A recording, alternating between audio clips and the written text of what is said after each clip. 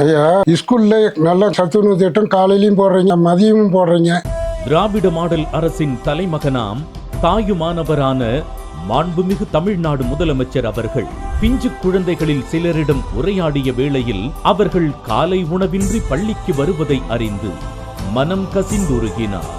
காலை உணவு திட்டம் சொல்லி மு.க.ஸ்டாலின் அறிவிச்சது, அது மிகவும் வரவேற்கக்கூடியது. சிறு குழந்தைகள் பசியால் வாடிடவோ, படிப்புக்கு பசி ஒரு தடையாக இருந்திடவோ கூடாது என்று மனிதநேயத்துடன் சிந்தித்தார்.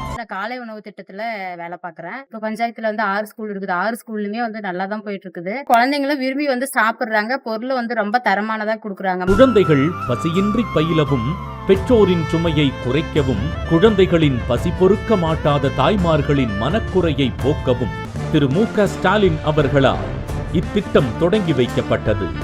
முதலமைச்சரின் காலை உணவு திட்டம்.